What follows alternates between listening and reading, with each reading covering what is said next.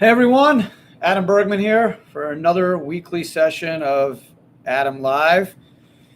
Today's topic is the Roth conversion dead. This is essentially a follow-up on the previous Adam Lives I've done on the tax bill. Just a quick recap where we stand today on the proposed IRA provisions in the Ways and Means tax bill that was passed on September 15th, 2021. At this point, on Wednesday, November 3rd, 2021, the IRA provisions in their entirety seem to be removed out of the Build Back Better bill. So far, so good. Doesn't mean things can't change, right? What's going on now is we've heard in the news, we've seen on TV that Democrats are still debating this. They're still trying to put things in the bill, trying to figure out and make sure they have the means to pay for these provisions. And then ultimately it's going to go to the Senate that may add things, may remove things, and then back to the House to finalize and to the president to sign. So we're still working diligently and making sure that senators and members of Congress understand that these IRA provisions need to remain outside the bill, and anything you guys can do to assist is certainly appreciated and very helpful. So why did I want to do today's topic?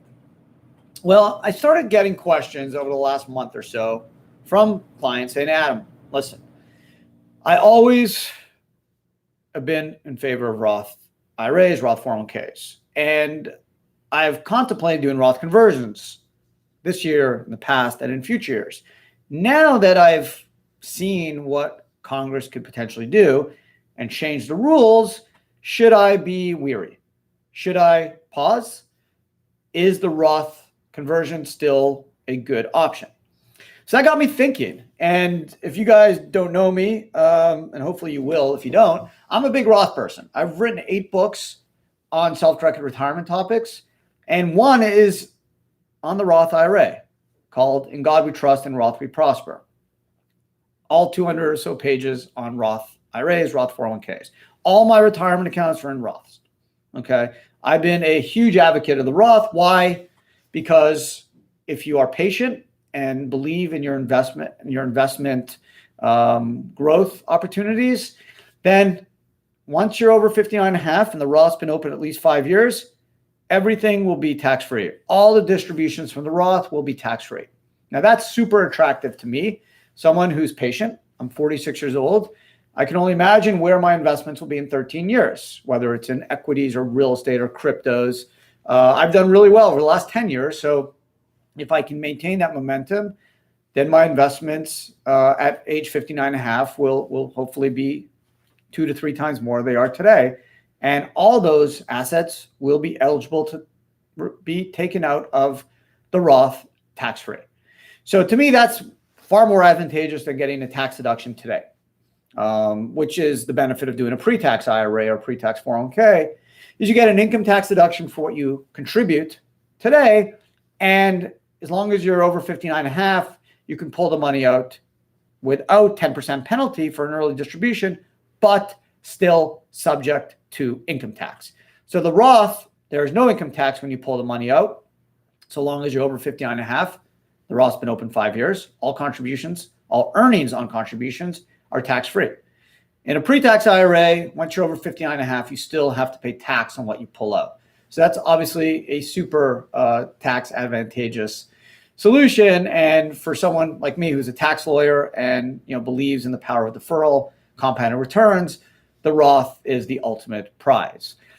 So I've been on that train for the last 10 or so years. Now, Roths are essentially quite new.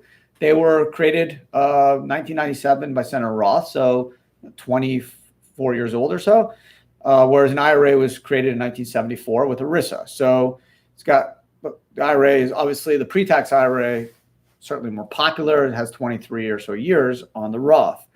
But again, I've been really focused on Roth. So what happened this year on September 15th is that the Democrats control the House, they control the Senate, obviously control the presidency, And this was their opportunity to do some policy plays and try to get a super powerful bill, which they still believe will benefit Americans, will benefit our economy, will benefit everyone generally.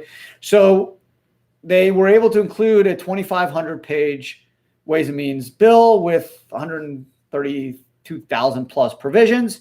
And a number of those provisions really attacked IRAs, including preventing IRAs from investing in accredited investors, preventing IRAs from investing in any entities they own more than 10% of. Also, stopping backdoor Roth IRAs, stopping the mega backdoor 401k, and restricting Roth conversions in 10 years. So interesting enough, the Roth conversion and the Ways and Means tax bill wouldn't kick in until 2031. Why? Because they need the money to pay for the bill, and they understand Roth conversions are a great way of raising capital, right? People pay tax today versus down the road. So they understood that, and that's why they put in the limitations on Roth conversions for income earners under 400,000, 450,000 if you're married, filed jointly, starting in 2031.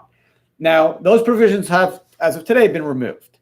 So that got a lot of people thinking to say, hey, do I want to have a Roth? And one other big provision I missed is that there was a cap of $10 million on all IRAs, including Roths. And if you have a Roth and you were under 59.5, over $10 million, you would be forced to take a taxable distribution of anything above your basis, the amount you contributed or the amount you converted into Roth. So potentially people that had over $10 million under the age of 59.5 would have to pay a taxable distribution on the Roth funds, even though Roths are not taxable. So they basically were changing the rules on us mid-game. So that got people, not just a few people. I have many, many emails and calls from people that say, hey, I'm starting to rethink my love for the Roth. Why? If they can do it in 2021, who's to say in 2 years, 5 years, 10 years, 15 years, they don't just say, you know what?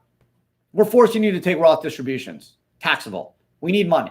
Or we're forcing you to pull money out above a certain threshold, whether it's $1 million, $2 million, $5 million, starting at this point. So no one knows what could happen, right? The fact that September 15th, the Ways and Means proposed bill actually had a provision in there capping Roths at $10 million or all retirement accounts. Senator Wyden actually proposed a cap on Roths at $5 million in 2016. So this can certainly happen again. The Democrats could control the government, all three layers of government. Again, they will ultimately at some point. So this will come back. So what should we do? Is the Roth conversion dead? Should we be converting to Roth? The advantage of converting to Roth is that once you convert, and yes, you can convert a pre-tax IRA to a pre-tax Roth IRA. You just got to pay tax or cash on the fair market value of the cash or asset you convert. But once you're in Roth, that means you paid Uncle Sam today. So if you have $100,000 in your IRA and you're 46 years old, you could do nothing, right? Just keep saving. And when you're 59 and a half, just pull out whatever you want and just pay tax on it based off your income tax level at that age. Or if you convert it to Roth today, you pay tax on that $100,000 amount.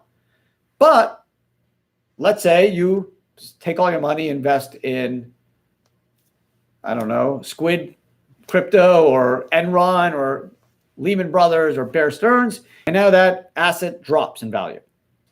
What happens? You gave Uncle Sam tax at $100,000, and now the asset you have in a Roth may be worth less. Maybe it's zero, maybe it's 20% less or 50% less. So obviously there's a risk when you do a conversion. Now, I would argue that the risk is magnified today more so than it was 2 months ago, because now we also have the potential government risk that, hey, whether it's tomorrow, whether it's in 6 months, a year, 6 years, or 10 years, the government can always change the rules on us again and say, hey, you can't do Roth conversions, or you need to take out Roth funds above a certain threshold, or forget threshold, we need money, Treasury needs money, you have to take Roth distributions and pay tax on it if you're under a certain age. I'm not saying that's going to happen, but that risk profile now is augmented today versus 2 months ago. So again, it's something we all have to keep in our mind that could happen again. Right now, all these provisions are out. So the Roth, the backdoor, and the mega, Biden hasn't killed it. They're out of the bill. Okay, thanks to a number of sensible members of Congress and senators. So doesn't mean it's not going to happen again. And again, Roth conversions are risky because you're paying tax today in order to shelter future value in the future. If your investments go down, that's one risk. Now we have a second risk of potentially governments coming in and saying, we want your money, we need your money. There's $12 trillion in IRAs today. In 10 years, there's probably going to be $20 trillion in IRA. Why? Compounded returns. Your money doubles every 8 years if you can assume an 8% rate of return. So we can assume if there's $12 trillion in an IRA, in IRAs today, there'll be approximately 24 to 25 trillion in 8 to 10 years. So that's a lot of money out there that the government could say, hey, we need it, right? Whether we're dealing with inflation, we can't pay back our debt, China stops borrowing our debt, or we just need money to pay for social programs, free college, free medical, whatever it may be. IRAs are a big pot of money that is out there. And now we've seen some senators and some members of Congress say, hey, you know what? We're willing to look there. Before 2021, yeah, there was Senator Wyden and there were whispers and proposed legislation that could target IRAs, but it never went anywhere. It was kind of just a super alternative take, and no one really took it seriously. But they are today. So again, just something to think about. I have a mentor who's been in the pension IRA business for, since the late 70s. And I remember I spoke to him about a year ago, maybe longer, before COVID. So actually probably 2 years ago. We were having dinner and he knows that I'm a big Roth guy. And I was telling him I'm going to do Roth IRAs for my kids. When I'm 59 and a half, I'm going to be living large. I'm going to have all this money tax-free. I don't care who's in government. I don't care what the tax rates are. All my savings are in Roth and I'm going to be living the life tax-free. And he's like, oh yeah, Adam? I don't know about that. And I've used this analogy before. I've talked about this on videos and podcasts. Before 1981, Social Security was tax-free. When you got your Social Security payment, you didn't pay tax on it. That changed in 81. Now, as you know, if you get Social Security, pay income tax on the amount you get receive. That just changed. They just changed it like this, right? Just someone signed their name next to a bill, finished. So he said, guess what, Adam? That could happen to Roths. So I would rather get my tax deduction today. I'll do my pre-tax IRA, my pre-tax 401k, my pre-tax defined benefit contribution, my deductions today, and the government can't get that deduction back next year or in 5 years or 20 years because that's gone. I already reduced my current taxable income. But with Roths, who knows, right? That money's out there. All they need to do is change the rules and bang, suddenly you may have to pay tax on all your Roth funds that were supposedly tax-free. So I kind of laughed at him over some drinks. I was like, yeah, right. That's not going to happen. No one's going to attack IRAs. It's a bipartisan area, Democrats, Republicans. It's really the only system that works. It's the only area of politics and policy where Democrats and Republicans are aligned. We saw this in the 2019 Secure Act, where there was essentially unanimous consent from both sides of the Ways and Means Committee on the passage of the Secure Act, which added increased ways for people to save for retirement.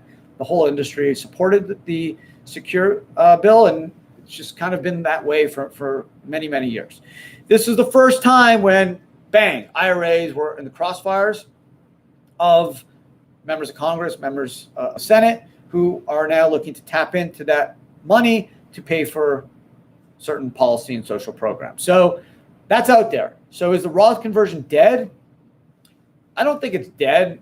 And I kind of talked about this in a recent podcast, something that's going to drop, I think, today.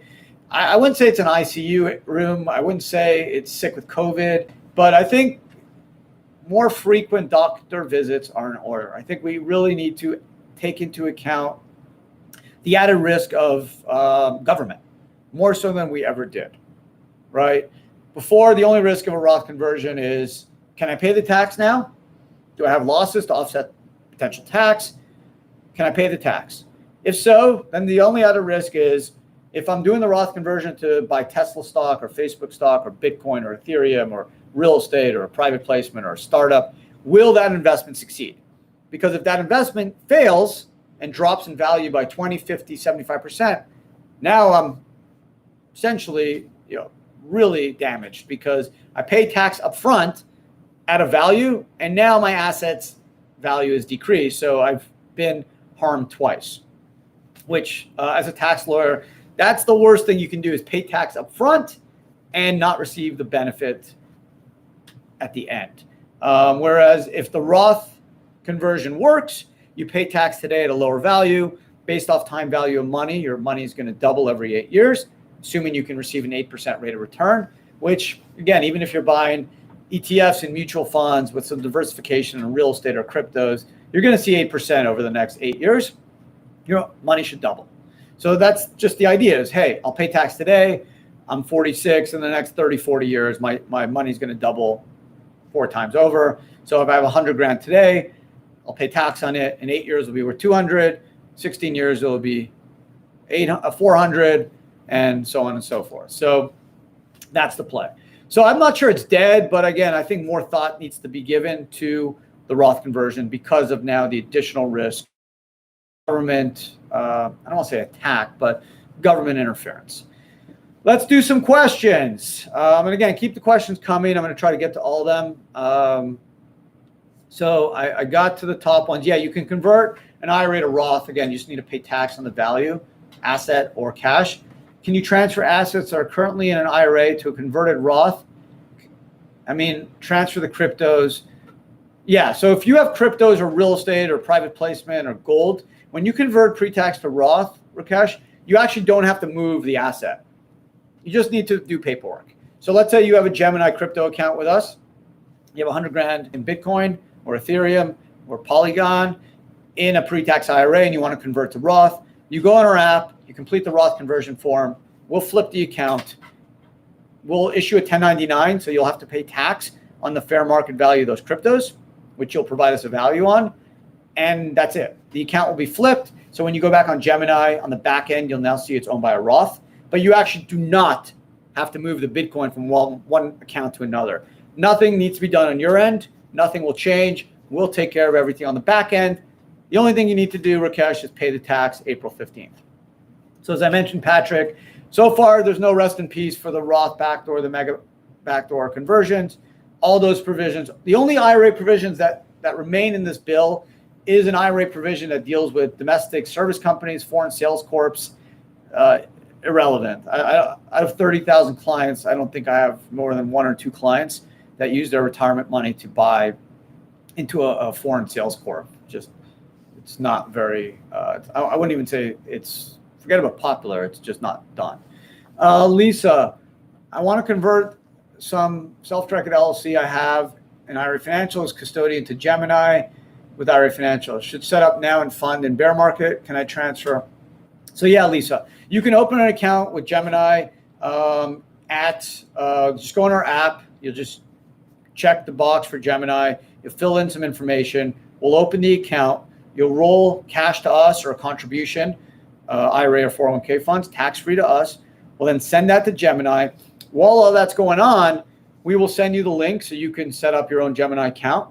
That account will be linked to IRA Financial. So it's opened in the name of the IRA. It takes a day. We'll move the money to Gemini. You'll be notified when it hits. Go on your phone, go on your computer, click buy Bitcoin. You're done. You can transfer cryptos to a cold wallet. We'll give you the opportunity to do that. You could also earn Gemini Earn. Just let us know. We'll unlock that feature. So you could earn tax-free interest on your cryptos. You can move if you have crypto in a different IRA and a different custodian. You can move them to us tax-free. No fee on the transfer. So if you bought crypto 2 years ago or 6 months ago, you're just waking up to realize that IRA Financial is the best, most cost-effective crypto solution in the marketplace. There's a flat fee, no transaction fees, no asset value fees. The only commissions you'll pay is to Gemini. We don't have any additional asset fees for buying cryptos. It's a flat fee, irrespective of the value of your crypto. And then the best of all is you have control over these cryptos through Gemini. The account's opened in the name of the IRA. You can even take control over those keys and move those cryptos to a cold wallet that's linked to the Gemini account, giving you more control, security of your crypto. So there's really no solution out there that mirrors what we have based off fees based off efficiency and based off security. So we're super proud of it. We should have more clients. We've signed up thousands, but honestly, I feel like every American should have some money in cryptos in an IRA, whether it's $100 or $1,000 or $50,000. That depends on your net worth and your appetite for risk. But Bitcoin's only 13 years old, right? Imagine where it's going to be in the next 13 years. It's at 63 or so thousand today. I don't want to assume and guess where it will be, but I can only imagine where it will be. So to me, it's just worth the risk. Yes, there's obviously a chance that it drops in value. But again, if you diversify and take 1%, 5%, whatever the percentage you feel comfortable with or your financial advisor feels comfortable with, I think it's important to have exposure to an emerging asset class that's becoming more mainstream every day. And I think we'll all regret not doing more of it in the next 10 years. So doing it in a Roth IRA, obviously what I've said is still true. The government could change the rules on Roths and just tax it. But assuming they don't, owning cryptos in a Roth makes so much sense because all the future gains are tax-free. So again, whether you're comfortable investing $100 or $500 or $50,000, doing it in a Roth versus a personal savings account makes a lot of tax sense because there will be no gains that will be taxable. So long as you don't pull those assets out before you're 59 and a half and the Roth's been open 5 years, it will all be tax-free. You don't have to worry about basis, holding periods, long-term capital gains, short-term capital gains, filing tax returns, all this annoying stuff. Forget about it. Keep it in a Roth, watch it grow, keep contributing, diversify. Maybe there's an exciting new coin that you like. Like I've been super into Polygon over the last 2 years, and I've seen it go, from 20 or so cents over $2. So, it's all in a Roth IRA. I've done super well. I haven't sold any of it, but if I owned it in a personal account, I would pay capital gains tax on it. So I feel really comfortable. And the reason I haven't sold it is because I'm excited for the future. Cryptos today is irrelevant to me. We haven't seen anything, and at least in my estimation. I'm not focused on the price of Bitcoin or Polygon or Ethereum today. My focus is on where it will be in 5, 10, 15, or 20 years. That to me is the reward versus risk proposition. And to me, that aligns perfectly with the intent of retirement accounts, which is a long-term horizon, long-term investment plan. Okay, Patrick, people think just because Peter Thiel's situation that is okay to take the freedom away when it'll eventually be us. Yeah, listen, I don't want to get into politics, whatever. The provisions are out of the bill. That's all that matters. I don't want to look back. Rather not. Invest in stocks and crypto versus lower taxable income by maxing out deferred. Yeah, I think, listen, you want to, whether you're buying stocks, real estate, or cryptos, obviously you want to take advantage of the power of deferral, not paying tax on your income or gains. From a tax lawyer, from my perspective, that is a ultimate solution. That's a win-win. That's how smart people invest. If you have to pay tax on each time you sell or have income, it's going to reduce the amount of growth. That's why Albert Einstein said compounded returns is the eighth wonder of the world, right? Every 8 years, your money doubles if you can average 8% rate of return, which in today's marketplace is certainly attainable. So if you don't trust me, trust Albert Einstein. He's much smarter than me, and it's just common principle. And that was actually the reason so many people were disappointed by those IRA provisions, because the retirement system, as I mentioned, works, right? It's really I think it's the best way to bridge our wealth divide, right? Whether you're low income or middle income or upper income, the retirement system will work the same way. Whether you're buying Tesla or Facebook or cryptos or real estate, if you do well and get some luck, your money is going to grow faster because it's not going to be subject to tax. So someone who's a low income that's able to contribute a few $1,000s a year, yeah, they won't be able to enjoy their wealth today, but the sacrifice for their children and their children will begin to bridge that wealth gap, right? 20, 30 years, if they're able to put in $2,000 a year, maybe that's worth a few $100,000 when they retire. Now maybe they're able to help their kids buy a home, who then will then help their kids buy a home. And now suddenly someone in the low income now becomes middle income, because obviously being a homeowner is very important to moving up the wealth scale, because for most of us, our home is our biggest asset. And with real estate appreciating, owning a home is a really good way to generate wealth for your family over the long term. So it's just a smart way to save.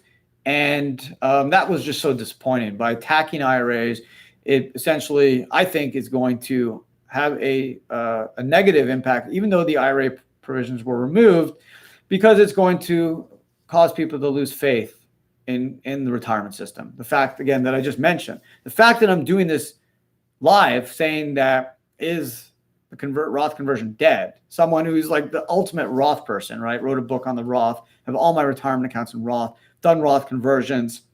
I've been a big fan of Roth conversions when assets drop in value, whether it's stocks or real estate or cryptos. I honestly, would think twice now to do a Roth conversion. If I had some pre-tax money lying around, I would do it if I had NOLs to eat up the tax.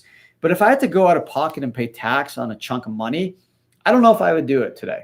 I'd probably want to wait and see what happens, because if it happened now, it could happen again. History repeats itself. We've seen it in all different facets of politics. So I would be more apprehensive and cautious if considering a Roth conversion.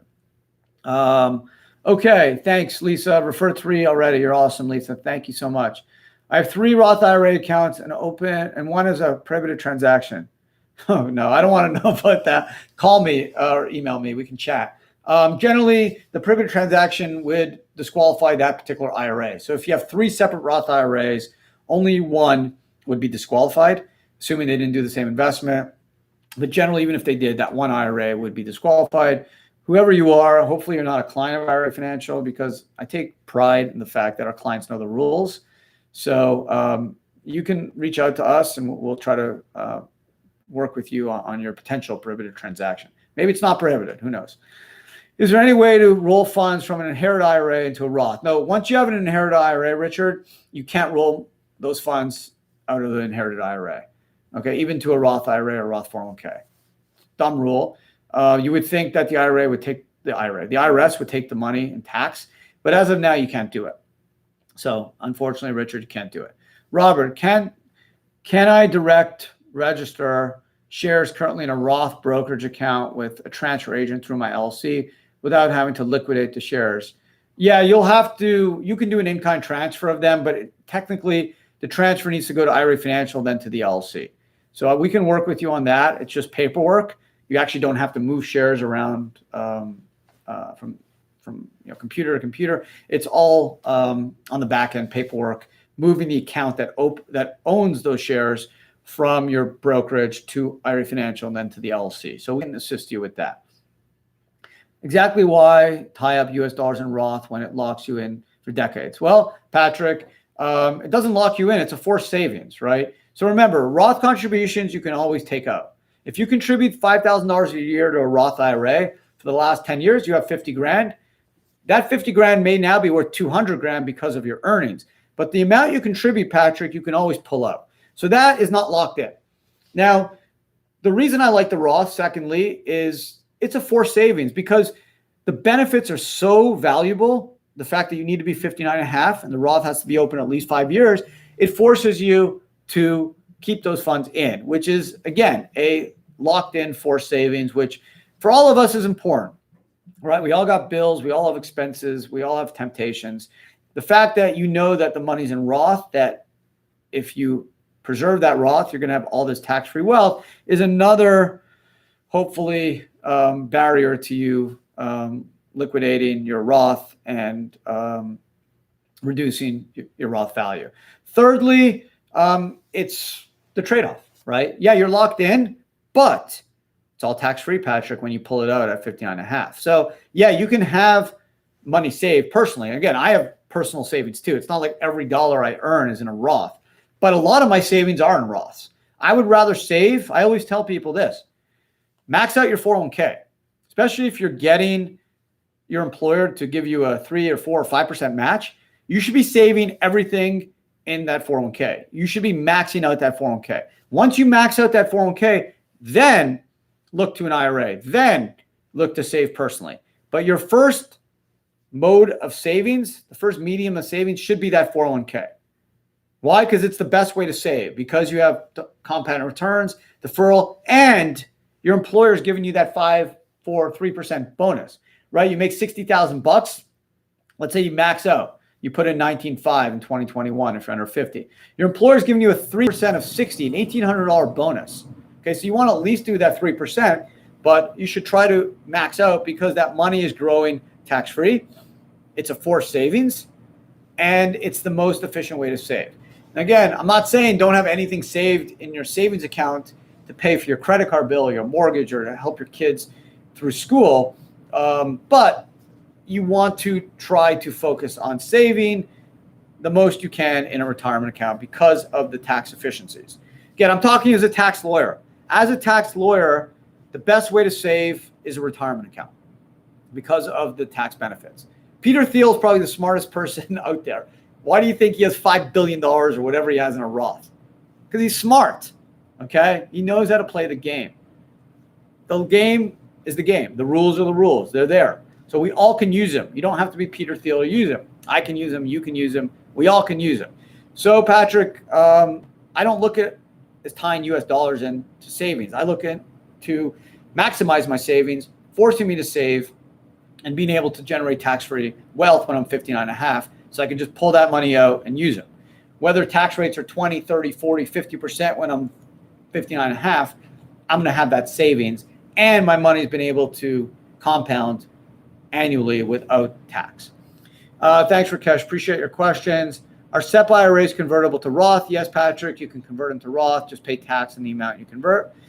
When you say the Roth has to be open 5 years, what if you transfer from one Roth to a new Roth? Good question, Cliff. All you need to do is put $1 in a Roth at any time. So if you are 18 years old or 16 years old or 13 years old and you made $1 Roth IRA contribution to Fidelity or Schwab or IRA Financial, that clock started ticking. So you're good, right? You could put $1 at 18 and then go to sleep and in 20 years wake up and say, oh, no, I should start contributing. You're good. You already satisfied your 5 year. Now you need to satisfy the 59 and a half. The only caveat to that is the IRA and the 401k has separate clocks. So if you started contributing to a Roth 401k and now you convert to a Roth IRA because you're over 59 and a half or you leave your job, you have a new 5-year clock that needs to be respected.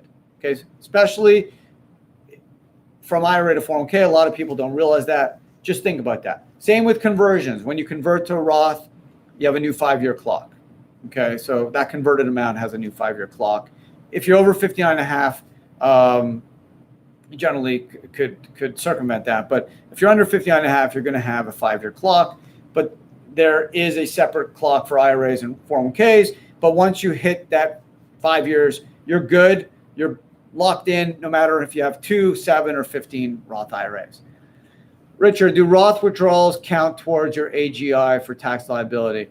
No, they don't, Richard, because Roths are not taxable. If you do conversions, though, they do count. So if you're converting pre-tax to Roth, that is income, and that will count to your MAGI, your modified adjusted gross income. So good question. Sebastian, I heard that a spouse that inherits an IRA is allowed to continue with Roth conversions.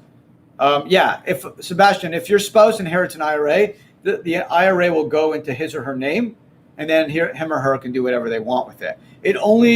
When I say inherited, I mean non-spousal. So that's a good question, Sebastian.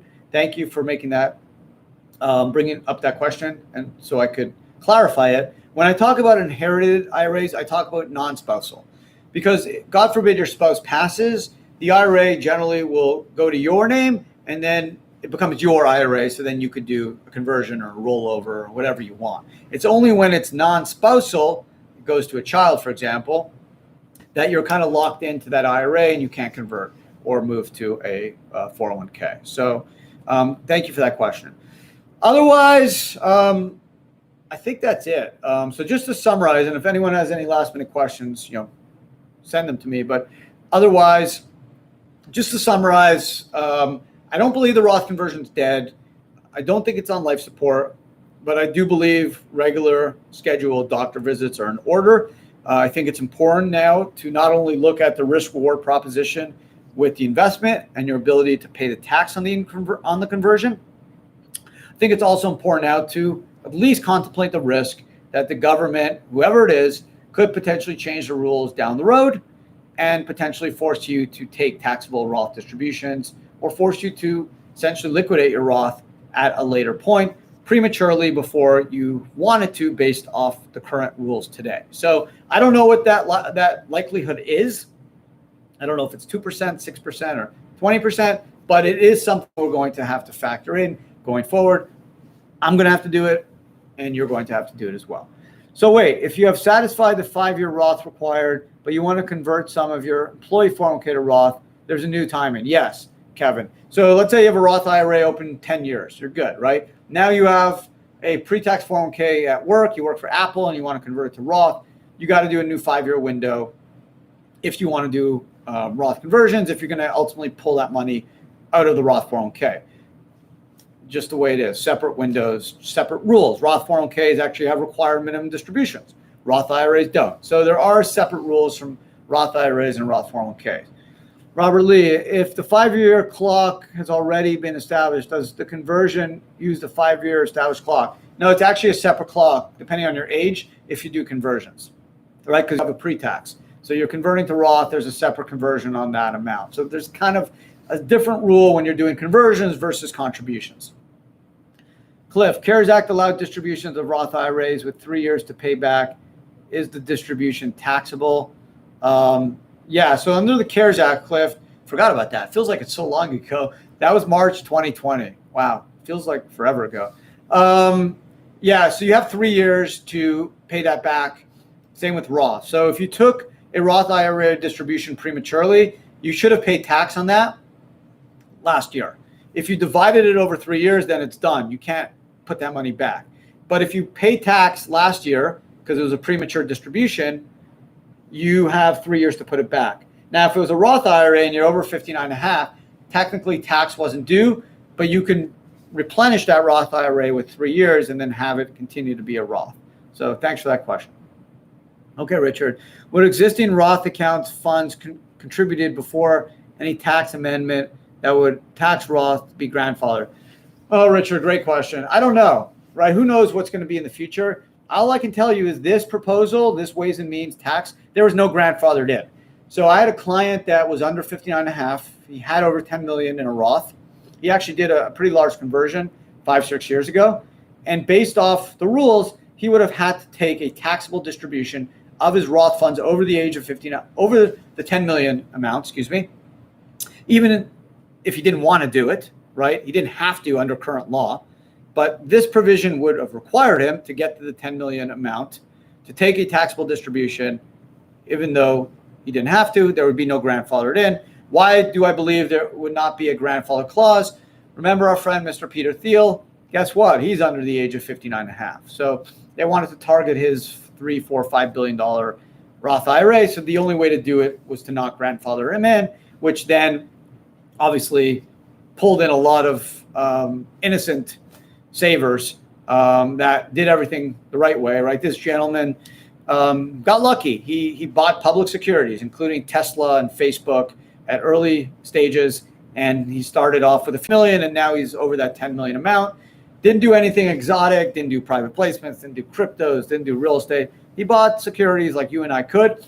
He did well. He's smart, got lucky. And now he's over 10 million. He's in his late 50s, but under 59 and a half. And now the government wanted to force him to take a taxable distribution, which seemingly was unfair. And thankfully, a number of members of Congress and Senate also agreed with that and were certainly opposed to those provisions. So I don't know what will happen in the future. I don't know if they'll grandfather you and me in. No idea, Richard. That's the whole point of this live session, is to say, hey, this is something we all have to think about. It goes into our calculation. It needs to go into the formula. Whereas before September 15th, I really don't think that was part of the process. You did or did not do a Roth conversion, based off two factors. Can I afford to pay the tax? And do I think I'll do well with my investment? Age came into play. Also, what my income tax bracket would be today versus when I'm over 59 and a half or over 72, depending on the RMDs. But generally, now we also have to bring in to the formula risk of government rule change. John, thanks, Adam. So our already existing self-directed Roth IRA is going to remain untouched and intact. John, I have no idea. If you run for president, you can make that guarantee. There's no guarantees. I don't know. Before September 15th, I would say yeah. I would say there's no way Congress or Senate will come for our IRAs or Roth IRAs. Just not sensible. It doesn't seem like a really good policy play. Doesn't seem there's 60 million IRA holders, $12 trillion in IRAs. Most of the IRA owners are low to middle income. So just if you're looking for votes, attacking people's IRAs doesn't seem like a smart way to do it. And again, I think many members of the House and Senate, Democrat members, agreed and said this is stupid. Maybe there's a good policy for doing this, but we're not going to get votes. It's going to hurt us at the ballot box. Whether this impacted the race in Virginia, the governor race yesterday in Virginia, or the race in New Jersey, that's too close to call. I don't know. But I think there will be pushback, not just on the IRA provisions, but I think most Americans want change to happen slowly. And I think when any party, Democrat or Republican, try to push things too quickly, and generally that happens when either party controls three levels of government, whether Republican or Democrat. This was expected, and I think you'll see Republicans take the House and the Senate, maybe not both, one or the other, in the next election cycle.